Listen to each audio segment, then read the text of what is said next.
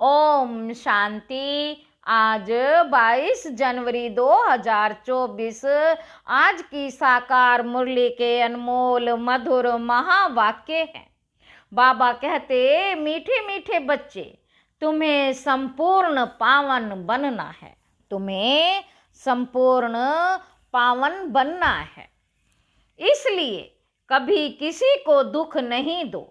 कर्मेंद्रियों से कोई विकर्म ना हो, सदा बाप के फरमान पर चलते रहो। आज की मुरली का प्रश्न है, पत्थर से पारस बनने की युक्ति क्या है? कौन सी बीमारी इसमें विघ्न रूप बनती है? उत्तर है, पत्थर से पारस बनने के लिए पूरा नारायणी नशा चाहिए। देह अभिमान टूटा हुआ हो। यह देह अभिमान ही कड़े ते कड़ी बीमारी है। जब तक देही अभिमानी नहीं, तब तक पारस नहीं बन सकते। पारस बनने वाले ही बाप के मददगार बन सकते हैं। दूसरा पॉइंट है, सर्विस भी तुम्हारी बुद्धि को सोने का बना देगी। इसके लिए पढ़ाई पर पूरा अटेंशन चाहिए। ओम शांति। बाबा कहते, रूहानी बच्चों प्रति रूहानी बाप सावधानी देते हैं कि बच्चे अपने को संगम युगी समझो। सतयुगी तो नहीं समझेंगे, तुम ब्राह्मण ही अपने को संगम युगी समझेंगे और तो सभी अपने को कलयुगी समझेंगे। बहुत फर्क है। सतयुग और कलयुग, स्वर्गवासी व नरकवासी। तुम तो ना स्वर्गवासी हो ना नरकवासी हो, तुम हो पुरुषोत्तम संगमवासी। इस संगम युग को तुम ब्राह्मण ही जानते हो और कोई नहीं जानते। तुम भल जानते भी हो परंतु भूल जाते हो। बाबा कहते, अब मनुष्यों को कैसे समझाएं? वे तो रावण की जंजीरों में फंसे हुए हैं।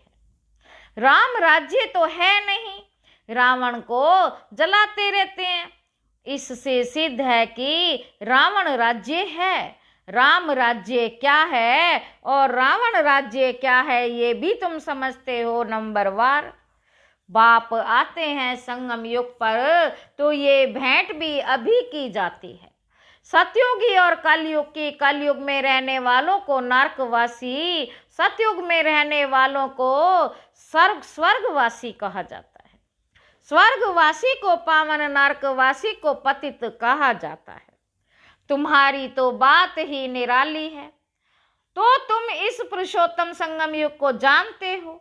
बाबा कहते, तुम समझते हो हम ब्राह्मण हैं, वर्णों वाला चित्र भी बहुत अच्छा है, इस पर भी तुम समझा सकते हो। कंट्रास्ट बताना चाहिए।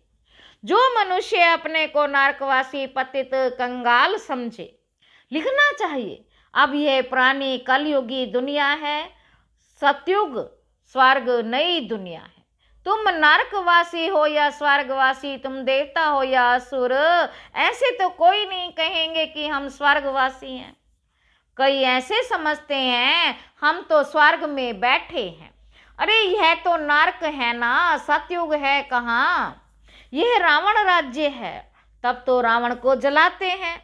उन्हों के पास भी कितने जवाब होते हैं, सर्वव्यापी पर भी कितनी डिबेट करते हैं। तुम बच्चे तो एकदम क्लियर पूछते हो। अब नई दुनिया है या पुरानी दुनिया, ऐसा क्लियर कंट्रास्ट बताना है।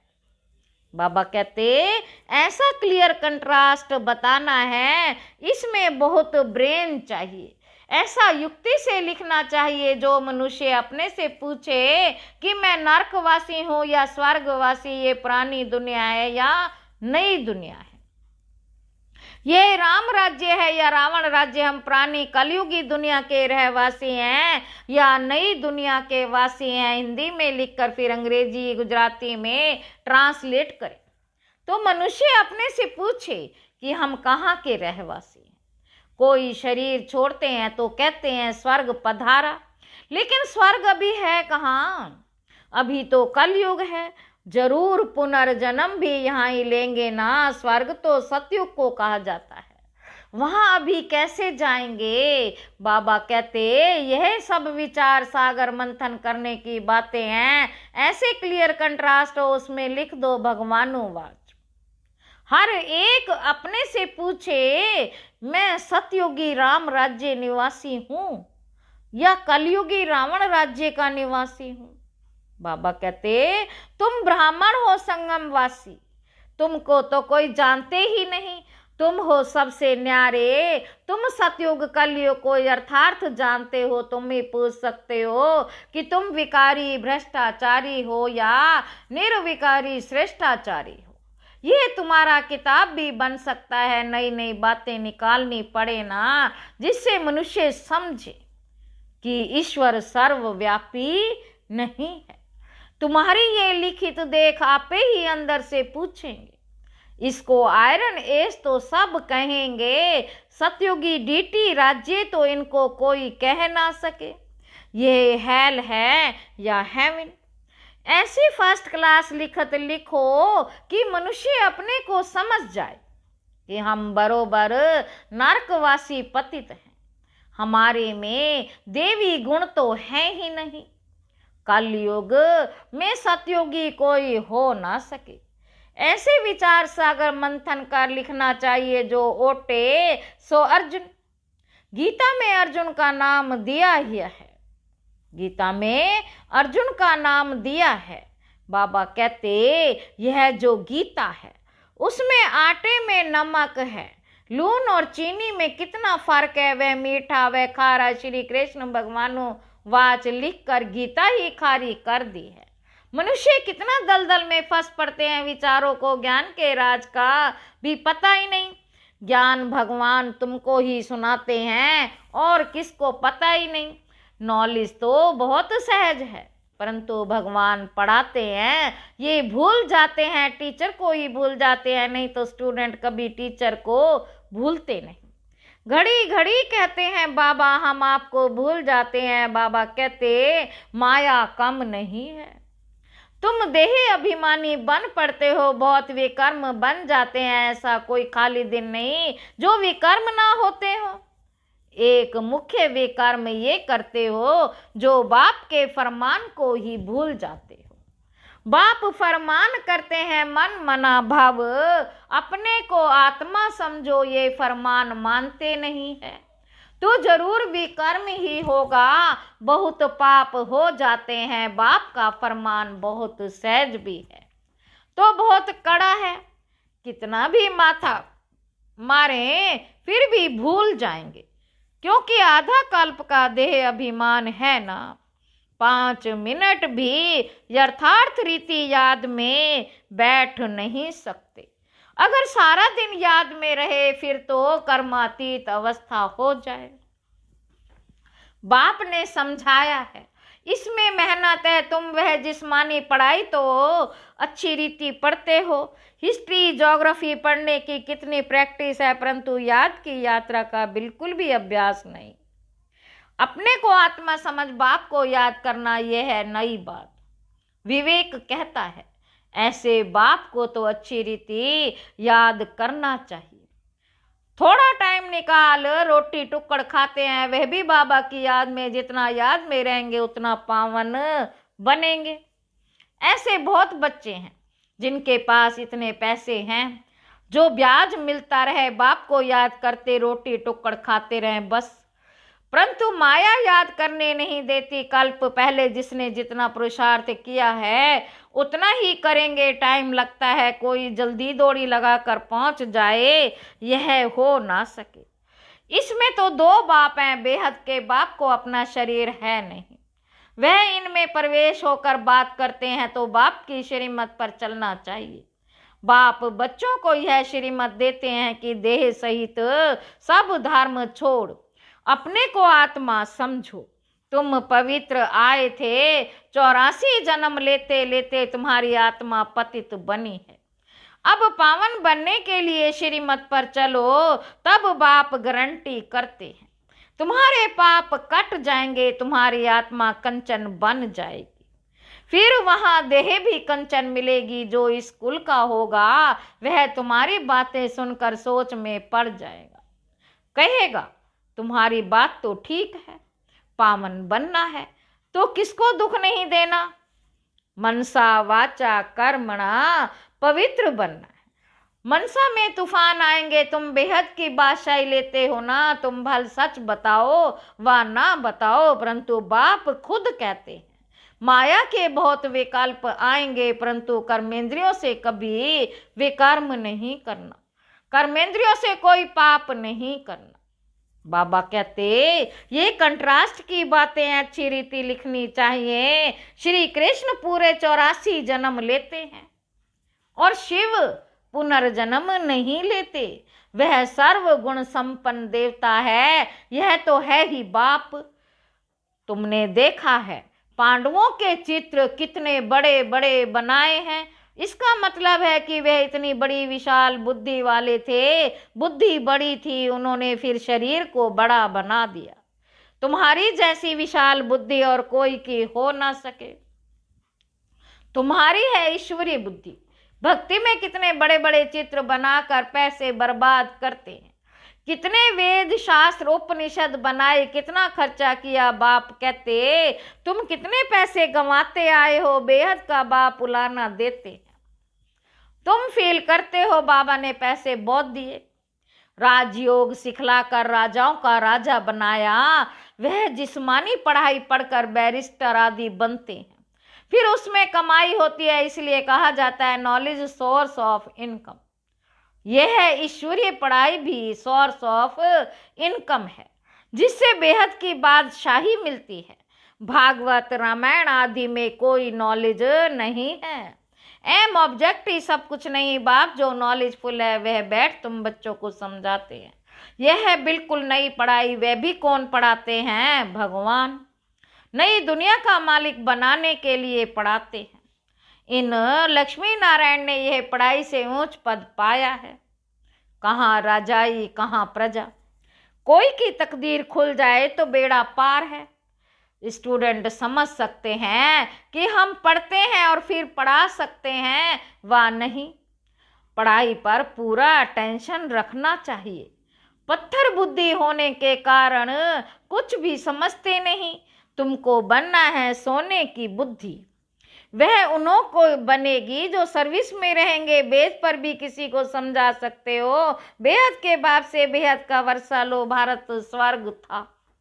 भारत स्वर्ग था ना, कल की बात है, कहाँ 5000 वर्ष की बात, कहाँ लाखों वर्ष की बात। कितना फर्क है, तुम समझते हो भी समझाते भी हो। तुम समझाते हो तो भी समझते नहीं, जैसे बिल्कुल भी पत्थर बुद्धि है। यह बैज भी तुम्हारे लिए जैसे एक गीता है, इसमें सारी पढ़ाई है। मनुष्यों को तो भक्ति मार्ग की गीता ही याद रहती है। अभी तुम जो बाप द्वारा गीता सुनते हो, उससे तुम 21 जन्म के लिए सदगति को पाते हो। शुरू में तुमने ही गीता पढ़ी है, पूजा भी तुमने ही शुरू की है। अब पुरुषार्थ कर गरीबों को भक्ति मार्ग की जंजीरों से छुड़ाना है। कोई ना कोई को समझाते रहो, उसमें से 1-2 निकलेंगे। अगर 5-6 इकट्ठे आते हैं तो कोशिश कर अलग अलग फार्म भरवाएं, अलग अलग समझाना चाहिए, नहीं तो उन्हों में एक भी ऐसा होगा तो औरों को खराब कर देगा। फार्म तो जरूर अलग भरवाओ, 1-2 को देखें भी नहीं तो वह समझ सकेंगे। यह सब उक्तियां चाहिए, तब तुम सक्सेसफुल होते जाएंगे। बाप भी व्यापारी है। बाबा कहते बाप भी व्यापारी है। जो अच्छे होशियार होंगे वह अच्छा व्यापार करेंगे। बाप कितना फायदे में ले जाते हैं। झुंड इकट्ठा आए तो बोलो फार्म अलग अलग भरना है। अगर सब रिलीजियस माइंड हो तो इकट्ठा बिठाकर पूछना चाहिए, गीता पढ़ी है? देवताओं को मानते हो? बाबा ने कहा भक्तों को ही सुनाना है। हमारे भक्त और देवताओं के भक्त वह जल्दी समझेंगे। पत्थर को पारस बनाना कोई मासी का घर नहीं। देह अभिमान कड़े ते कड़ी बहुत गंदी बीमारी है। जब तक देह अभिमान नहीं टूटा तब तक सुधरना बड़ा मुश्किल है। इसमें तो पूरा नारायणी नशा चाहिए। हम अशरीरी आए, अशरीरी बनकर जाना है। यहाँ कोई रखा, यहाँ क्या रखा है? बाप ने कहा है मुझे याद करो, इसमें ही मेहनत है। बड़ी मंजिल है चलन में मालूम पड़ता है, ये अच्छे मददगार बनेंगे। कल्प पहले मिसल। अच्छा, मीठे मीठे सिक्की लधे बच्चों प्रति माता पिता बाप दादा का याद, प्यार और गुड मॉर्निंग। रूहानी बाप की रूहानी बच्चों को नमस्ते। हम रूहानी बच्चों की रूहानी बाप दादा को नमस्ते बाबा, नमस्ते, शुक्रिया बाबा, शुक्रिया। धारणा के लिए मुख्य सार पहला पॉइंट है मनसा वाचा कर्मणा, पवित्र रहना है। कर्मेंद्रियों से कोई भी कर्म ना हो, इसकी संभाल करनी है। आत्मा को कंचन बनाने के लिए याद में जरूर रहना है। देह अभिमान की कड़ी मेहनत करनी है। देह अभिमान की कड़ी मेहनत करनी है। देह अभिमान की कड़ी बीमारी से छूटने के लिए नारायणी नशे में रहना है। अभ्यास करो। हम अशरीरी आए थे, अब अशरीरी बनकर वापस जाना है। वरदान है योग करने और कराने की योग्यता के साथ साथ, योग करने और कराने की योग्यता के साथ साथ प्रयोगी आत्मा भव। बाप दादा ने देखा बच्चे योग करने और कराने दोनों में होशियार हैं, तो जैसे योग करने कराने में योग्य हो, ऐसे प्रयोग करने में योग्य बनो और बनाओ। अभी प्रयोगी जीवन की आवश्यकता है।